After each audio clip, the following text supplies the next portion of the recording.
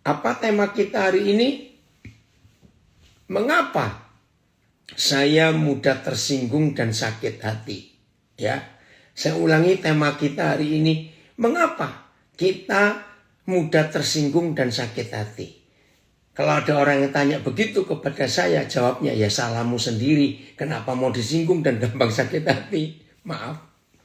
Nah, berapa waktu yang lalu setelah saudara-saudara mengirimkan brosur kepada saya, nah saya sebarkan ke WA grup saya cukup banyak itu. Saudara, ada kisah yang lucu. Ada orang yang berkata gini kepada saya, ya ampun, saya belum dengar firman ini, baca saja sudah tersinggung duluan. Lucu nggak itu? Ada yang bilang seperti itu. Wah, saya tertawa. Terus ada yang bilang begini lagi, mudah-mudahan ini kuping saya nggak kepanasan, mampu dengar sampai selesai pengajaran ini. Ya, jadi membaca temanya saja sudah teruji hidup kita semuanya. Nah, maka itu saudara, kita akan belajar. Oke, sebelum kita membahas tema ini, kita perlu mempelajari dulu, ya, masalah tersinggung, masalah sakit hati. Saudara, bukan itu tujuannya. Kita harus tahu tujuannya. Mengapa kita murid-murid Tuhan Yesus, anak-anak Bapa di surga, gereja Tuhan, kita bisa begitu mudah tersinggung, kita bisa begitu mudah sakit hati. Nah, yang kita mau pelajari adalah hal ini. Penting sekali untuk kita mengerti tujuan utamanya. Begini, kalau kita tahu bagaimana setan itu, ya, merusak seluruh rencana Tuhan di hidup kita, bahkan sejak di Taman Eden. Ya, perhatikan. Kalau kita ingat bagaimana setan itu selalu merusak seluruh rencana Tuhan yang ditetapkan atas hidup kita, maka saudara akan tahu mengapa kita belajar dengan tema ini. Mengapa aku mudah tersinggung dan sakit hati? Karena si kunyuk itu, kalau saya bilang mereka itu kunyuk itu, ingin merusak apa yang Tuhan tetapkan di hidup kita. Nah, kita akan lihat kebenaran ini. Saudara, di Perjanjian Baru ada 2 ayat yang akan menolong kita sebagai tujuan akhir seluruh rencana Tuhan, finalnya gitu ya. Finalnya apa itu? Puji Tuhan, anak saya dari Zurich ikut juga ini. Nah, tujuan akhir hidup kita, final dari seluruh rencana Tuhan, itu bukan membangun gereja yang besar, bukan buat KKR yang besar, tidak. Kita buka ayat yang pertama, Roma 8 ayat 29. Roma 8 ayat 29. Terima kasih Filipus. Ini anak saya yang menyayangkan Alkitab ini. Roma 8 29. Nah, karena ada tujuan ini, iblis nggak suka. Ya, Roma 8 ayat 29. Ya, kita baca Roma 8 29. Mereka yang telah dipilih oleh Tuhan, terjemahan baru. Oke, enggak apa-apa. Mereka yang telah dipilih oleh Tuhan, jelas saudara dan saya, telah juga ditentukan dari semula. Dari semula saudara. Untuk menjadi serupa dengan anaknya, yaitu Yesus Kristus. Dengan demikian, anak itu, Tuhan Yesus kita, menjadi yang pertama di antara banyak saudara-saudara. Ayat kedua, 1 Yohanes 3 ayat 2. Ya, perhatikan Roma 8 29. Saudara dan saya yang percaya itu gak sekedar supaya masuk surga, tidak masuk neraka. Kalau cuma itu terlalu kecil. Tetapi Papa punya target, punya goal, punya finalnya, di garis finishnya, yaitu saudara dan saya harus menjadi sama seperti Yesus. 1 Yohanes 3 ayat 2. Nah, 2 ayat ini akan menolong kita untuk kita hidup betul-betul seperti ketetapan Tuhan. Saudara-saudaraku yang kekasih, ya, sekarang kita adalah anak-anak Tuhan. Tetapi belum nyata apa keadaan kita nanti. Akan tetapi kita tahu bahwa apabila Kristus menyatakan dirinya, saudara baca baik-baik firman ini. Apabila Kristus menyatakan dirinya, kita, saudara dan saya, akan menjadi sama seperti dia. Wih, ini target, ini finalnya. Ini tujuan akhir Tuhan, akan menjadi sama seperti Yesus. Sebab kita akan melihat dia dalam keadaannya yang sebenarnya. Saudara, kalau kita melihat firman ini, maka saya mau katakan kepada saudara semuanya, tidak ada ayat lain di Alkitab. Tolong perhatikan. Tidak ada ayat lain di Alkitab yang begitu dibenci dan tidak disukai oleh si setan itu kecuali ayat ini. Saya mau ulangi lagi. Tidak ada ayat lain di seluruh Alkitab yang begitu dibenci dan tidak disukai oleh si iblis kecuali ayat ini. Maaf ya saudara. Iblis gak pusing kalau murid Yesus bangun gedung gereja, silakan. Walaupun itu nggak tertulis di Alkitab. Iblis nggak pusing dengan sekolah Alkitab, sekolah teologi. Masih ada sampai hari ini. Iblis nggak pusing dengan kegiatan gereja, doa pagi, doa malam, doa puasa, retreat, KKR, seminar. Iblis nggak pusing. Silakan kerjakan acara apa saja untuk Tuhan, atas nama Tuhan. Iblis nggak pusing. Tetapi begitu setan tahu, saya ulangi, begitu setan tahu ada di antara kita yang sedang berjuang dengan kekuatan dipimpin Roh Kudus untuk kita berusaha menjadi sama seperti Yesus. Nah, disitulah mereka menghalangi kita. Tolong dicatat. Tidak ada ayat lain yang begitu iblis benci di seluruh Alkitab kecuali 1 Yohanes 3 ayat 2 bahwa target yang Tuhan tetapkan untuk saudara dan untuk saya bukan menjadi ini, menjadi itu, seperti ini, seperti itu, begini dan begitu. Tidak.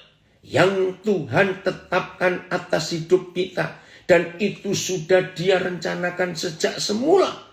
Ingat tadi Roma 8:29, yaitu supaya saudara dan saya menjadi sama seperti Yesus. Saudara, begitu si kunyuk itu tahu bahwa saudara dan saya berjuang untuk menjadi sama seperti Yesus, saat itulah bagi mereka kita musuhnya. Mereka memusuhi kita untuk menggagalkan pencapaian kita, perjuangan hidup kita menjadi sama seperti Yesus. Setan tidak mau. Setan tidak melarang kita aktif pelayanan. Tolong dicatat. Setan gak pernah melarang kita aktif ke gereja. Kita aktif belajar firman Tuhan. Setan gak pusing. Silakan. Sibuk dengan rajin baca Alkitab. Sibuk dengan menghafalkan Alkitab. Wih, hari-hari ini saudara, selama pandemik ini, banyak sekali saya diajak ya grup-grup baca Alkitab ya dengan macam-macam versi. Sampai saya bingung juga. Terlalu banyak. Puji Tuhan. Begitu aktifnya murid-murid Tuhan Yesus selama pandemik ini menggunakan sosial media. Wih, hebat. Iblis gak pusing. Tolong catat. Tapi begitu si setan itu tahu bahwa saudara dan saya berusaha untuk menjadi sama seperti Yesus, nah saat itulah mereka berusaha untuk menghalangi kita menjadi sama seperti Yesus. Nah, saudara harus tahu loh, caranya bagaimana? Nah, ini dia. Saya mau katakan dengan tegas. Satu-satunya cara yang paling mudah buat iblis untuk menggagalkan kerinduan kita mencapai target atau garis finish atau final di hidup kita, yaitu supaya saudara dan saya menjadi sama seperti Yesus. Perhatikan, satu-satunya cara adalah, dan yang paling mudah buat setan, membuat kita gampang tersinggung dan sakit hati. Catat ini. Wih, ngeri saudara. Saya ulangi.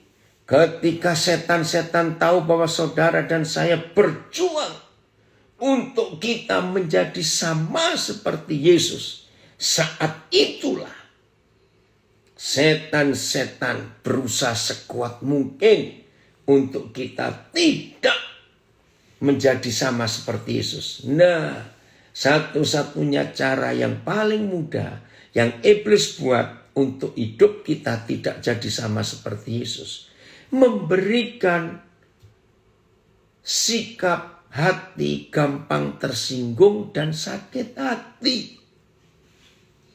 Yang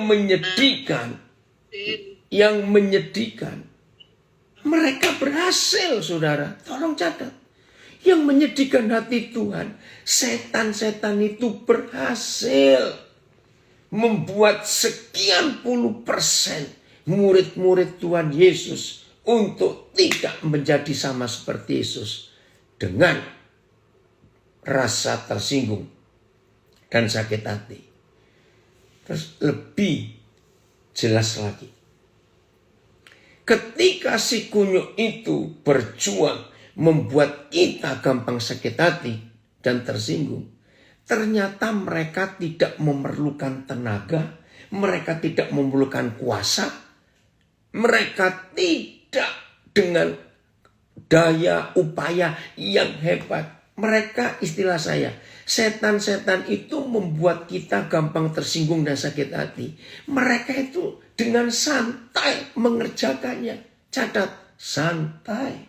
Nggak perlu tenaga, nggak perlu kekuatan untuk membuat kita gampang tersinggung dan sakit hati. Sederhana, nggak perlu kuasa. Istilah nggak perlu tenaga, nggak perlu daya, nggak perlu dana besar-besar. Tidak. Menyedihkan sekali. Dan setan itu berhasil. Aduh. Dengarkan. Saya percaya sebagai murid-murid Tuhan Yesus. Oh, kita berjuang untuk tidak jatuh dalam perzinahan. Oh, kita berjuang untuk tidak jadi pencuri. Kita berjuang. Betul? Tapi untuk tersinggung dan sakit hati, 99,99% kita gagal. Bahkan maafkan saya, kami hamba-hamba Tuhan pun tidak sedikit yang gagal untuk menang atas rasa tersinggung dan sakit hati. Puji Tuhan, anak saya dari LA gabung juga. Senang ke Papa Chris kamu gabung. Nah, maka itu hari ini saudara, kita harus menyadari ini.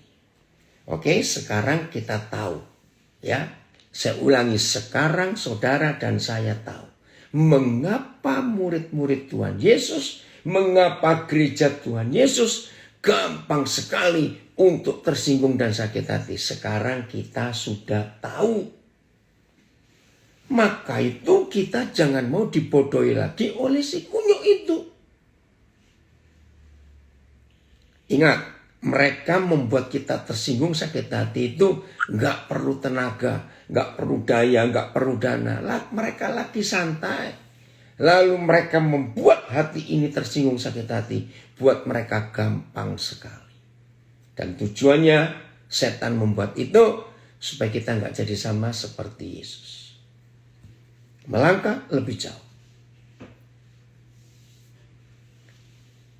Gampang sekali seseorang itu sakit hati dan tersinggung kalau posisi orang itu, perhatikan ya, kalau posisi murid Tuhan Yesus itu dalam suatu kondisi merasa hebat, merasa luar biasa,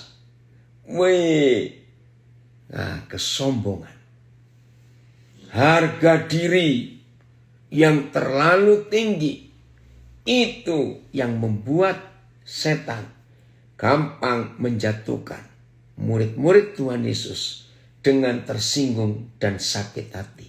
Kalau terlalu sadar, oh aku ini hebat, oh aku ini terima pengurapan dari Tuhan, setan-setan takut kepadaku. Hati-hati itu. Nah biasanya murid Tuhan Yesus yang terlalu sadar nilai hidupnya, harga dirinya begitu tinggi, maka merekalah yang paling gampang tersinggung dan sakit hati. Kalau orang itu menyadari betapa hebatnya aku, memuji diri sendiri, maka itu bisa tersinggung. Tapi hari ini kita belajar. Nah, saya mau beri jembatan sebelum kita melangkah lebih jauh. Saudara pernah sadar nggak bahwa setan itu selalu mencari langganan? Ya, ini kata penting untuk hidup kita.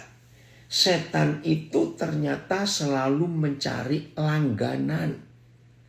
Betul seperti pelanggan orang dagangan, orang jualan. Ya, saudara yang punya toko, saudara punya restoran, saudara yang punya bisnis, dan saudara punya langganan. Ayo, bagaimana sikap orang yang punya bisnis dan punya langganan? Maka langganan itu dijaga, dilindungi untuk tidak boleh pindah ke toko lain. Nah ternyata iblis membuat hal yang sama. Mereka mencari langganan. Dan begitu iblis dapat langganan, maka iblis tidak melepaskan orang itu. Ya, anak saya ada yang komen, mencari member untuk menjadi customernya, ya, yang setia. Nah, aneh. Maaf ya, aneh. Bodoh sekali kalau ada di antara kita membiarkan hidup ini menjadi langganan si kunyuk. Betul nggak? Bodoh sekali. Tapi sedih saudara. Orang bodoh kok nggak habis-habis. Begitu mudahnya iblis mencari customer, mencari langganan untuk dijadikan pelanggan setianya. Yaitu yang mudah tersinggung dan sakit hati. Ini yang bodoh-bodoh itu. Yang mudah tersinggung dan sakit hati. Maka setan akan jadikan langganan itu.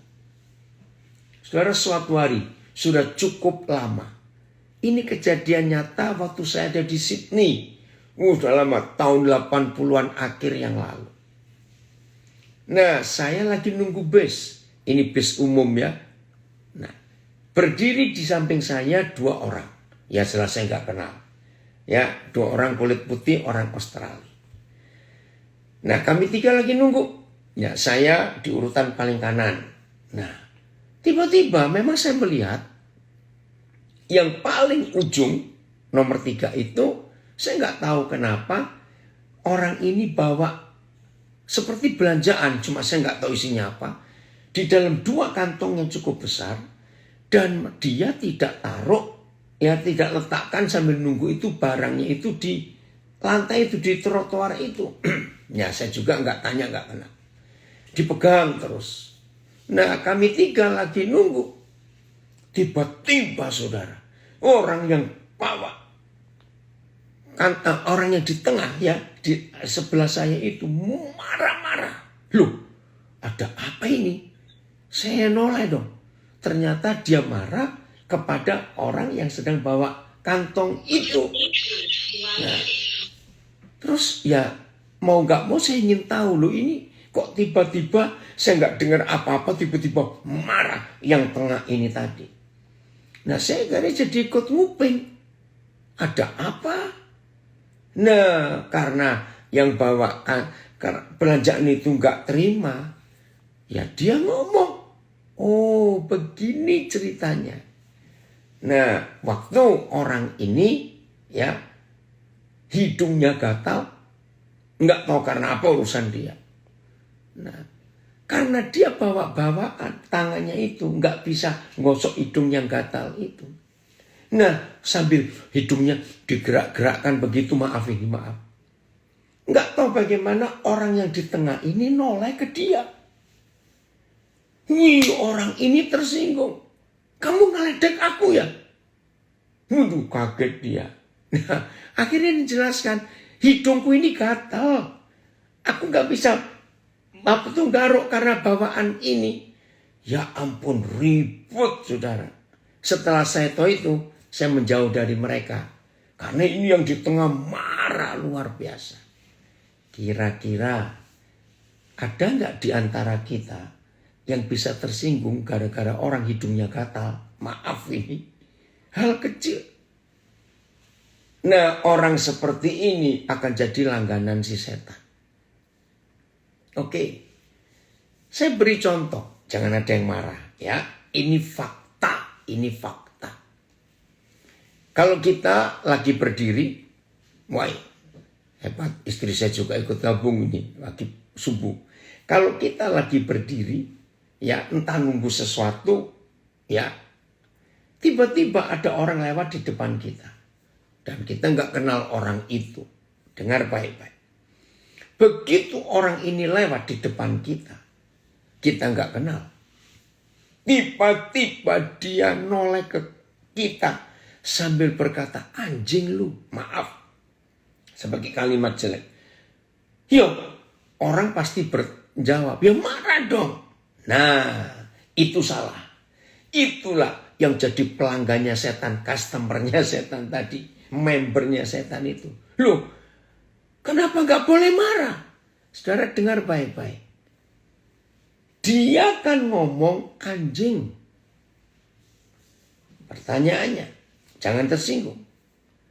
Kalau saudara orang, manusia, dan bukan anjing, ya nggak perlu marah. Yang dia carikan anjing. Nah kalau saya mendengar ada orang yang saya nggak kenal lewat di depan saya dan dia berkata anjing lu, saya akan tanya anjingnya yang sebelah mana? Ngerti nggak? Loh, ini loh contoh kecil dalam hidup kita. Ya sudah, kalau saudara bukan anjing dan orang berkata anjing lu, ngapain marah? Anjingnya saja. Kalau benar-benar anjing, maaf ini, lagi tiduran, lalu lalu ada orang ngomong ke anjingnya, anjing lu. Saudara kira-kira tahu nggak reaksinya? Ayo dengar. Anjingnya nggak akan nyautin. Lah memang dia anjing kok. Nah, betul? Maka itu belajarlah untuk berjuang betul menjadi seperti Yesus. Amin. Dalam perjuangan hidup ini. Maka itu hal-hal kecil jangan kita perbesar. Karena kita sudah tahu maksud si kunyuk itu. 2 Korintus 2 ayat yang ke-11. 2 Korintus 2 ayat 11. Nah kita harus ngerti mulai hari ini untuk kita tidak dikalahkan oleh apapun juga. 2 Korintus 2 ayat 11. Perhatikan. Supaya iblis si kunyuk itu jangan beroleh keuntungan atas kita. Sebab kita tahu apa maksudnya. AYT. Dengan demikian iblis tidak akan diuntungkan dari kita. Karena kita mengetahui maksud-maksudnya. Terjemahan lama. Supaya jangan kita dikalahkan oleh daya iblis. Karena kita mengetahui muslihatnya. BIS, saya lakukan itu. Supaya iblis jangan mengambil kesempatan untuk menguasai kita. Sebab kita tahu rencana-rencananya. TSI. Dengan cara saling memaafkan, ya, ini terjemahan sederhana Indonesia TSI, dengan cara saling memaafkan akan lebih baik bagi kita supaya kita tidak tertipu oleh iblis. Nah, lihat ini yang saya katakan tadi, banyak orang bodoh, maaf, karena kita bukan orang bodoh yang tidak tahu rencana-rencana iblis. TSI yang ketiga, saling memaafkan itu baik bagi kita. Supaya Satanas atau setan tidak mendapat kesempatan untuk menghancurkan kita. Karena kita bukan orang bodoh yang tidak tahu rencana-rencananya. Oh Tuhan, ampunilah kami. Oke, ada terjemahan lain dikirim dari Sydney, saya baca. Dengan demikian, iblis tidak akan diuntungkan dari kita. Karena kita mengetahui maksud-maksudnya. FAYH coba ini. Ini firman Allah yang hidup.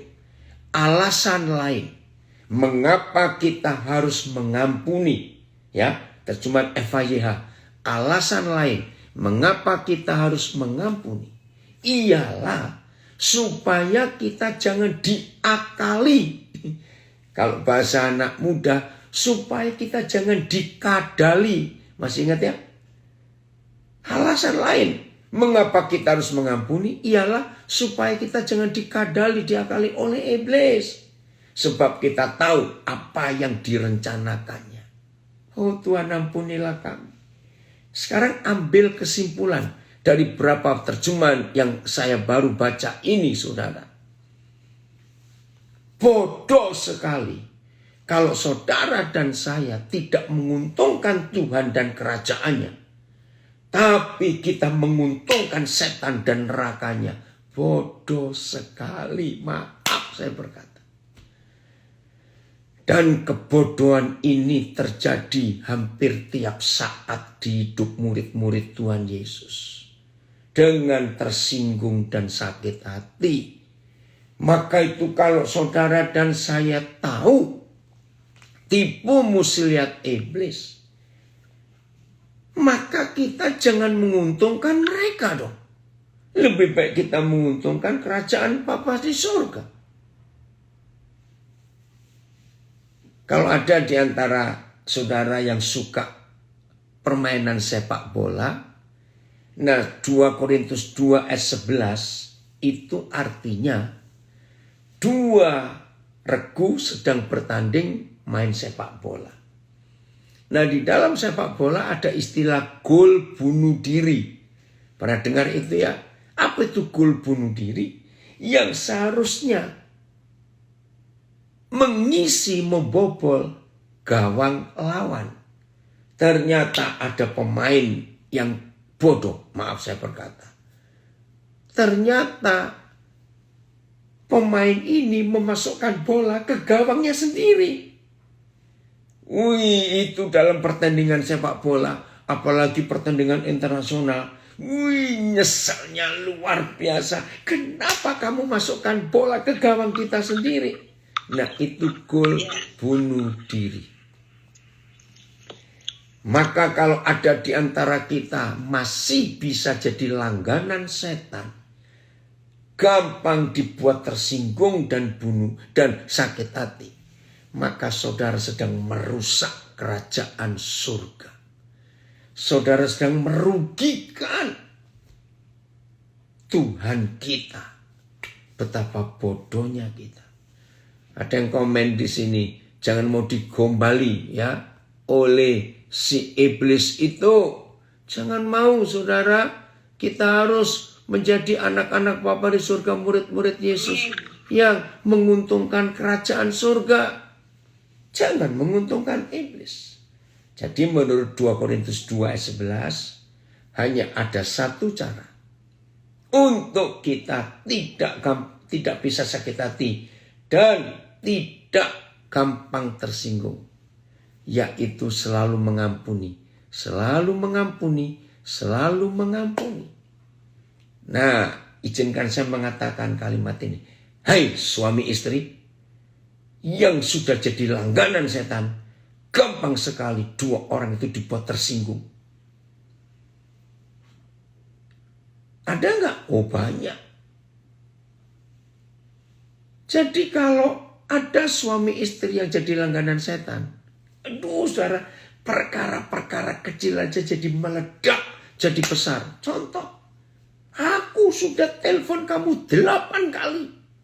Kenapa kamu nggak jawab? Ya ampun. Baca itu, berapa kali aku miss call. Sudah ribut lagi. Ya siapa tahu. Memang sedang sibuk kan, kita nggak tahu. Udah jadi masalah. Kenapa kamu terlambat? Bukain pintu. Aku sudah nunggu dari tadi. Ribut lagi. Oh saudara, ketika orang-orang tertentu itu sudah menjadi langganan setan, maka tiap saat, gak cuma tiap hari, tiap saat, si kunyuk itu mudah sekali melemparkan hal-hal kecil ke dua orang suami istri yang rajin ribut tadi. Kok gak enak kedengarannya? Rajin ribut memang ada. Suami istri yang langganan marah, langganan tersinggung. Sehingga hari demi hari ke hari hidup rumah tangganya gak pernah damai.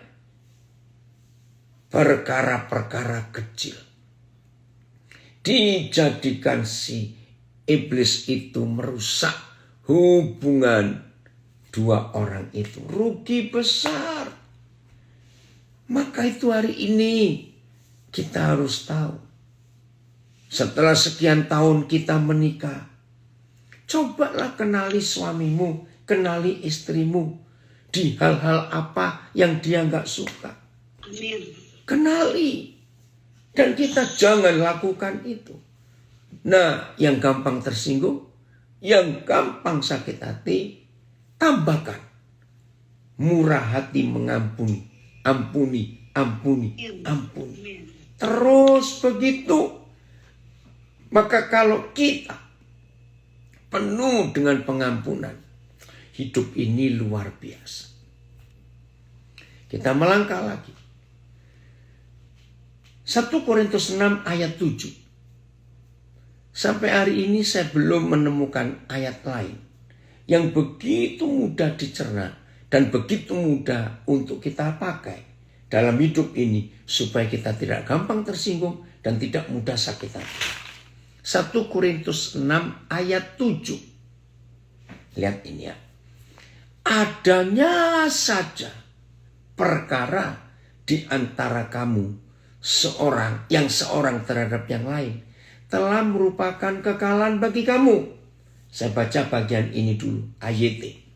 Sebenarnya sudah menjadi kegagalan bagi kamu karena kamu mempunyai perkara-perkara hukum di antara kamu. Terjemahan lama. Dengan sebenarnya hal itu memang menjadi celah kepadamu bahwa kamu mendakwa sama sendirimu. BIS. Jangankan pergi berperkara pada orang bukan Kristen. Jangankan adanya perselisihan di antaramu. Ini BS, bahasa Indonesia sehari-hari. Ya, adanya perselisihan di antaramu pun sudah merupakan suatu kekalahan bagimu.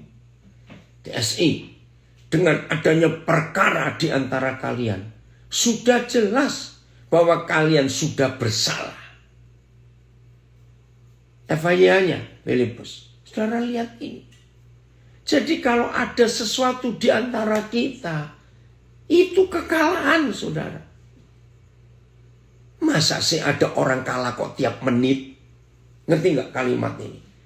Betapa bodohnya kita kalau kita kalah itu tiap menit. Apa kekalahan kita? Kalau ada perselisihan, ada salah paham. Kenapa ada salah paham? Kenapa ada perselisihan? Ya karena tersinggung dan sakit hati. perkara pengadilan itu saja sudah merupakan kekalahan bagi saudara sebagai orang Kristen. Terima saja, ya. Saya selesaikan di FYH. Terima saja perlakuan yang tidak baik itu dan habis perkara. Kata ini, habis perkara. Terima saja perlakuan tidak baik itu dan habis perkara. Dalam hal ini kita lebih memuliakan Tuhan. Kalau kita, ini gak enak sekali. Ya, dalam hal ini kita lebih memuliakan Tuhan kalau kita membiarkan diri kita, gak enak betul, dirugikan orang. Aduh. Saya mau baca FYH-nya ini. Terima saja perlakuan yang tidak baik itu dan habis perkara. Jadi terima perlakuan tidak baik. Jadi kalau saudara dan saya untuk tidak gampang tersinggung dan sakit hati, terimalah perlakuan yang tidak baik itu. Habis perkara. Terus kalimat berikut. Dalam hal ini kita lebih memuliakan Tuhan kalau kita membiarkan diri dirugikan orang. Nggak enak betul ya. Tapi saya mau katakan dalam nama Yesus, tidak ada syarat lain yang membuat saudara dan saya berstatus murid Yesus dan anak Bapa di surga, selain kita membiarkan diri kita dirugikan orang dan kita menerima saja perlakuan yang tidak baik dari orang dan habis perkara. TSI-nya Filipus, Papi mau baca sampai selesai. Oh, ini ada yang komen di Facebook saya. Awal mula ketersinggungan adalah perasaan kesal kepada orang lain. Tuhan ampuni kami kalau kami sering menyimpan kekesalan dalam hidup, yaitu menjadi langganan si kuyuk. Dengan adanya perkara di antara kalian, sudah jelas bahwa kalian sudah bersalah. Daripada, perhatikan terjemahan sederhana Indonesia ini, daripada mempertahankan perkara, ngotot-ngototan, merasa menang, merasa benar, daripada mempertahankan perkara, lebih baik saudara membiarkan saudaramu seiman. Gak enak betul ini. Ya, saya baca. Daripada mempertahankan perkara, menganggap aku paling benar, aku gak salah, aku begini. Lebih baik kamu membiarkan saudara seimanmu melakukan kesalahan terhadap kamu atau merugikan kamu. Inilah prinsip yang harus kita pakai dalam hidup kita. Ada sebuah teori dan itu Alkitab, tapi dunia menggunakan kalimat yang beda. Begini, kalau ada orang memberi sesuatu kepada saudara, ya, kalau ada orang memberi sesuatu kepada saudara dan saudara tidak menerimanya, tolong dijawab pertanyaan ini, bisa lewat chatting, ya. Nulis di kolom tulisan yang Zoom, Facebook, Instagram. Kalau ada orang memberikan sesuatu kepada saudara, jangan tanya sesuatunya apa, pokoknya sesuatu lah. Dan saudara tidak mau menerima pemberian itu, maka pemberian itu jadi milik siapa? Kalau kita diberi sesuatu tapi kita nggak mau terima, jawabannya, ya kembali menjadi milik orang itu, si pemberi. Betul. Nah, maaf ya, ini kebodohan lagi. Kalau ada orang beri sampah, kan gobloknya si penerima. Kok diterima sampah itu? Maaf saya berkata. Nah, inilah model-model kebodohan. Betul. Jadi tetap jadi milik si pemberi kalau kita nggak menerima. Maaf ya saudara, maaf ya. Tapi tidak sedikit di antara kita menjadi bodoh. Diberi sampah, diterima. Maaf, diberi kotoran, diterima. Diberi bangkai, diterima. Diberi racun, diterima. Maaf, ngerti yang saya maksud? Maka itu orang-orang ini jadi langganan si kunyuk. Maka itu hampir tiap hari, bahkan tiap saat, si kunyuk itu melemparkan kotoran, sampah, penyakit, racun, macam-macam. Karena ketika setan tahu, orang itu jadi langganannya. Mudah-mudahan yang punya penyakit bodoh, yang suka tersinggung dan suka sakit hati itu gak tiba-tiba jadi tuli. Maaf saya berkata. Sehingga gak bisa mendengar firman ini dalam nama Yesus. Merusak, saudara. Orang yang suka tersinggung dan sakit hati itu racun. Itu sudah betul-betul menjadi agennya setan. Dikit-dikit tersinggung, dikit-dikit marah. Aduh, bertobat. Tapi ada yang ngotot. Ya tapi aku gak salah. Kan itu bukan begitu. Wah. Oh ternyata kita ini sering menyukai sampah. Jangan mau dong. Jangan diterima. Kalau ada orang kirim sesuatu, yang baik-baik terima dong. Kirim makanan, ya kirim duit, beri hadiah, ya terima. Yang itu. Tapi yang sampah, yang kotor, yang racun, jangan diterima. Lagi sekali karena kita tahu iblis punya tujuan apa? Untuk merusak garis finish kita menjadi sama seperti Yesus. Kita harus betul sakit hati dan tersinggung itu pilihan. Kita nggak bisa berdoa. Tuhan tolong dong Tuhan cabut ini rasa sakit hati dan suka tersinggung. Nggak bisa. Kita nggak bisa berdoa dengan cara seperti itu. Itu keputusan kita. Mau tersinggung atau tidak. Mau sakit hati atau tidak, mau mengampuni atau tidak. Itu pilihan kita semua. Nah, saya mau tunjukkan Markus 7. Markus 7. Maafkan saya. Markus 7. Mulai ayat 21. Supaya hari ini kita belajar betul. Terima kasih Papa. Aku gak mau jadi orang bodoh lagi. Papa, saya nggak mau jadi langganan setan lagi. Saya tidak mau menguntungkan kerajaan setan. Ampuni semua kami hari ini. Berubah dalam nama Yesus. Markus 7 ayat 21. Ya, kita lihat.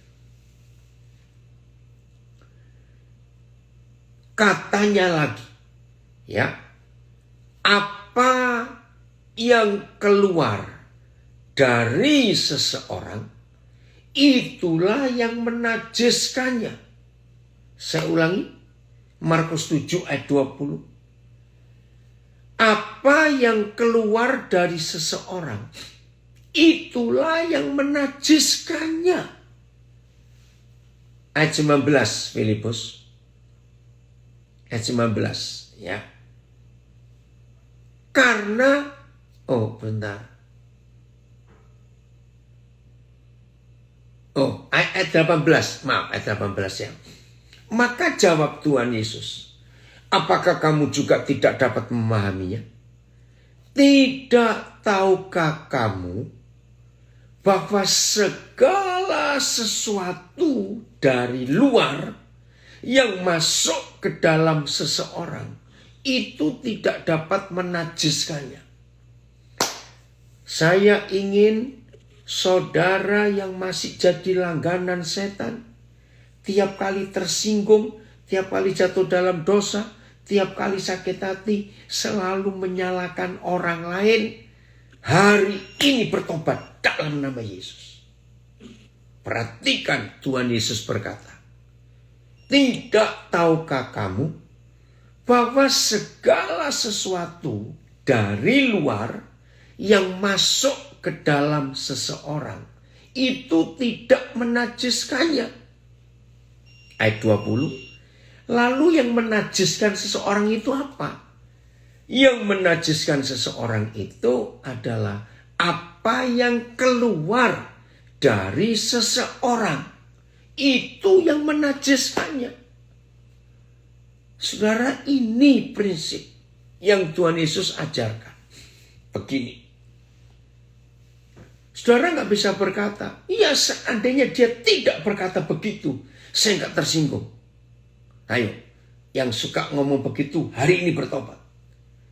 Coba kalau dia nggak melakukan itu, saya nggak akan sakit hati. Yang masih sering berkata itu hari ini bertobat.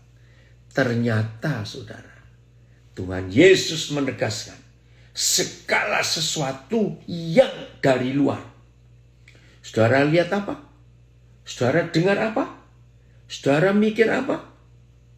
Saudara bicara apa? Ya, yang dari luar. Itu tidak bisa menajiskan. Ternyata semua yang dari dalam hati kita ini. Jadi artinya begini. Kalau saudara dan saya jatuh dalam dosa, jangan berkata, ya gara-gara aku diajak dia. Coba kalau dia nggak ngajak aku, nggak mungkin aku begini. Ayo, yang masih sering ngomong begitu, yang berdosa kita sendiri, yang kita salahkan orang lain. Hari ini stop. Ternyata semua itu dari dalam hati kita yang belum beres. Jadi kalau nggak ada kesombongan, betul. Dari lawang ada yang komen. Kalau dari hati kita nggak ada kesombongan, nggak ada tinggi hati, maka orang bicara apa saja, kita cuma tersenyum. Karena nggak kena ke kita. Hati ini sudah beres. Maka itu ada istilah. Nah khususnya waktu Ahok ya diadili sebagai gubernur waktu itu. Saya pernah dengar nggak istilah yang dipakai, termasuk Presiden Jokowi sekarang. Orang itu sudah selesai dengan dirinya sendiri. Saudara, di dalam bahasa Indonesia kalimat itu artinya dalam sekali. Orang yang sudah selesai dengan dirinya sendiri, maka orang itu tidak akan bermasalah dengan siapa saja, dan dia pun tidak akan buat masalah dengan siapa saja. Perhatikan, ini dalam istilah umum. Orang yang sudah selesai dengan dirinya sendiri, maka orang itu tidak akan bisa bermasalah dengan siapa saja. Dan orang itu pun tidak akan cari masalah dengan siapapun juga. Karena dia sudah selesai dengan dirinya sendiri. Betul. Bu Emma berdamai dengan dirinya sudah selesai. Maka yang suka tersinggung, yang masih rajin tersinggung, masih rajin sakit hati, maka orang itu belum selesai dengan dirinya sendiri. Maka itu orang itu selalu mencari gara-gara, selalu ribut. Pagi-pagi bangun sudah ngajak ribut. Menjaga hati sama dengan sukacita selalu tidak ngaruh apa-apa dan oleh siapapun, betul. Sampai yang kupingnya masih tipis, bertobat. Kalau yang kupingnya tipis, ganti kuping babi situ. Ditaruh di kepalanya, di telinganya. Kuping kok tipis benar. Maaf, kita harus bertobat. Matius 5 ayat 9. Wih, ngeri ayat ini sekarang. Matius 5 ayat 9. Jangan kita kalah. Ya. Matius 5 ayat yang ke-9. Oh, ada yang ngaku, jujur saya masih sering tersinggung dan suka menyalahkan orang lain. Hari ini harus bertobat. Matius 5 ayat 9. Inilah satu-satunya ayat dalam seluruh Alkitab. Ya, saya ulangi. Inilah satu-satunya ayat dalam seluruh Alkitab. Enggak ada ayat lain yang memberitahu kita kenapa sih kita disebut anak-anak Bapa di surga, anak-anak Tuhan. Ya, kenapa? Kapan sih kita ini disebut anak-anak Tuhan? Kapan? Ternyata cuma satu ayat ini. Berbahagialah orang yang membawa damai, karena mereka akan disebut anak-anak Tuhan. TSI, sungguh diberkati Tuhan orang-orang yang bekerja untuk mendatangkan damai, karena merekalah yang akan disebut anak-anaknya. BIS, berbahagialah orang yang membawa damai di antara manusia. Tuhan akan mengakui mereka sebagai anak-anaknya. Terima kasih. FAYH, ya, Filipus FAYH.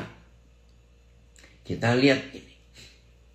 Berbahagialah mereka yang mengusahakan perdamaian. Terima kasih. Berbahagialah saudara dan saya yang mengusahakan perdamaian. Karena kita yang mengusahakan perdamaian itu akan disebut anak-anak Tuhan.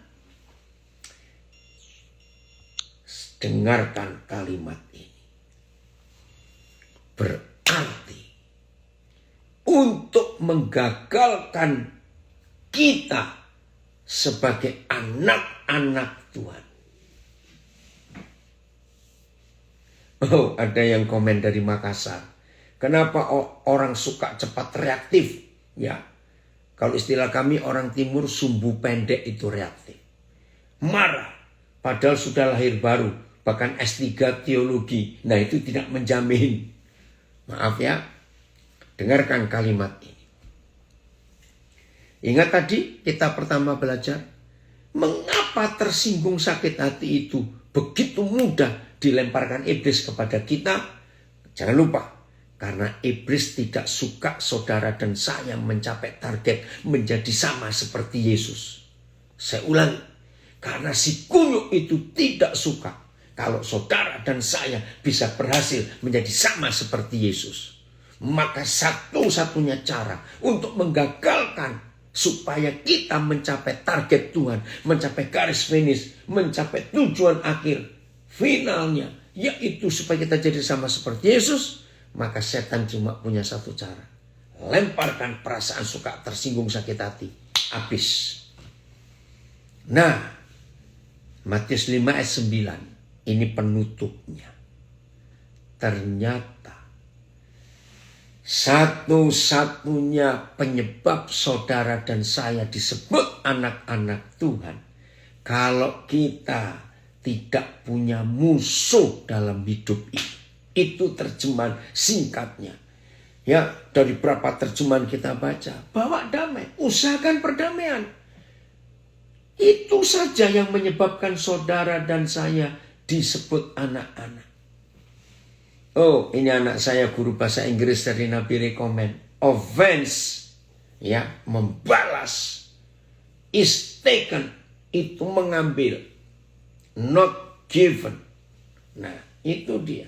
Maka itu jangan kita jadi alat iblis. Oh, ampuni kami Tuhan. Oh, ada yang komen dari Sydney. Terima kasih ya. Kepala jangan seperti pentol korek api. Gampang menyala. Ya nih, awas kamu ya. Ya, ini istilah bagus. Kepala jangan seperti pentol korek api. Tahu ya, korek api hitam itu pentolnya. Gampang menyala. Jangan. Nah, maka saya beri pertanyaan. Setelah saudara dan saya baca Matius 5 ayat 9. Ini dengar, ini pertanyaan penting. Setelah kita membaca Matius 5 ayat 9. Ternyata di dalam gereja, di dalam sekolah teologi, di dalam dunia pelayanan Kristen, sedikit orang-orang yang disebut anak-anak Tuhan. Lah, ini mengagetkan kita. Jangan kaget. Ya. Ada tambahan tuh tentang pentol korek api. Apalagi pas emosi berdiri dekat kompor gas. Wih, meledak sudah. Ya, saudara, saya ulang. Ternyata setelah kita baca Matius 5 ayat 9. Di dalam dunia pendeta, dunia hamba Tuhan, dunia pelayanan, dunia sekolah teologi, di dunia gereja, sedikit yang statusnya jelas anak Tuhan. Loh, kok bisa? Karena kalau saudara masih bisa tersinggung, berarti saudara sedang tidak membawa damai. Saya ulangi, kalau saudara masih bisa tersinggung, berarti saudara sedang tidak membawa damai. Apalagi yang masih langganan sakit hati. Iya, sudah makin menjauh dari status anak Tuhan. Karena gak berdamai. Aduh, gak apa-apa Raymond. Istilahnya kan dulu pentol korek api itu kan hitam. Ini, saudara dengarkan ini. Di dalam dunia kependetaan, dalam dunia gereja, dalam dunia pelayanan, dalam dunia teologi, ya, ternyata sedikit yang berstatus anak-anak Tuhan. Kenapa? Karena gampang tersinggung dan sakit hati. Ini menyedihkan sekali. Karena masih punya musuh. Ayo ambil keputusan hari ini. Maka itu saudara harus punya sikap. Ya. Kalimat terakhir saya mau katakan begini. Ayo kita selalu siap untuk disakiti dan disinggung. Mudah-mudahan semua berkata amin. Oke. Ayo mulai hari ini saudara dan saya selalu siap untuk disinggung dan disakiti. Karena harus begitu. Hidup yang benar.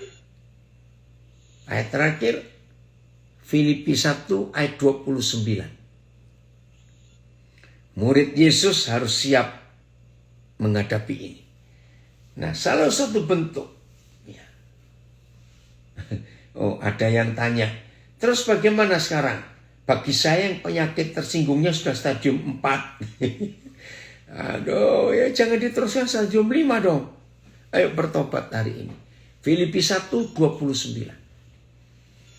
Sebab kepada kamu dikaruniakan bukan saja untuk percaya kepada Kristus, melainkan juga untuk menderita untuk Dia. PS. Sebab Tuhan sudah memberi anugerah kepadamu bukan hanya untuk percaya kepada Kristus, tetapi juga untuk menderita bagi Kristus. TSI. Karena kebaikan hati Tuhan, Dia memilih kalian bukan saja untuk percaya kepada Kristus, tetapi juga untuk menderita demi kemuliaannya.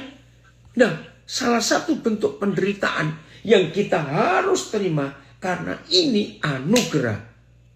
Wih, keren sekali. Saudara dan saya dapat anugerah bukan cuma untuk diselamatkan.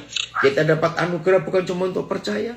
Tetapi kita dapat anugerah. Itu juga anugerah penderitaan. Dan salah satu bentuk penderitaan ini adalah siap disinggung dan disakiti. Harus kita terima. Saya ulangi. Harus siap disinggung dan harus siap untuk disakiti. Ada yang tanya, identik gak 1 Korintus 6 ayat 7 dengan 1 Korintus 4 ayat 12? Kami melakukan pekerjaan tangan yang berat. Kalau kami dimaki, kami memberkati. Kalau kami dianiaya, kami sadar.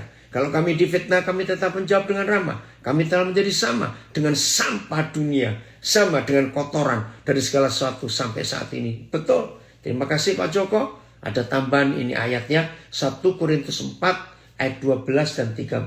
Saya baca lagi. kami melakukan pekerjaan tangan yang berat. Kalau kami dimaki, kami memberkati. Kalau kami dianiaya, kami sabar. Kalau kami difitnah, kami tetap menjawab dengan ramah. Kami telah menjadi sama dengan sampah dunia, sama dengan kotoran dari segala sesuatu sampai pada saat ini. 1 Korintus 4 ayat 12-13 Filipus. Terima kasih. Haleluya. Oh, ada yang tanya dari Los Angeles. Musuh sudah nggak ada. Tapi kalau dimusuhi bagaimana? Sama. Itu tadi Markus 7 ayat 18 dan 20.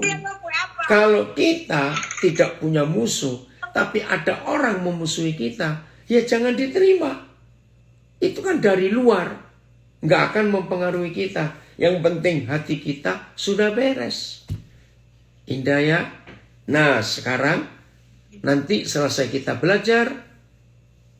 Dan saudara keluar cari orang-orang yang menyakiti, menyinggung, ajak makan. Ajak makan, tapi kita yang bayar. Jangan suruh orang itu yang bayar.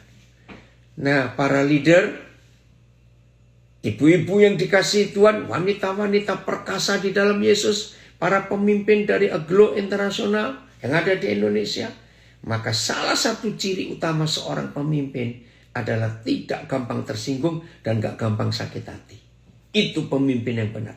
Maaf, kalau ada di antara kita yang merasa aku ini pemimpin tapi masih suka tersinggung, udah lebih baik saudara jadi penjual daging saja. Loh kenapa? Penjual ayam potong atau penjual bebek atau penjual daging. Loh kenapa? Karena sambil marah saudara pukul itu dagingnya sambil marah. Daripada jadi pemimpin marah-marah terus tersinggung, capek. Ya. Kalau diajak makan gak ada uang bagaimana? Tunggu kalau punya uang. Oke ya. Puji Tuhan.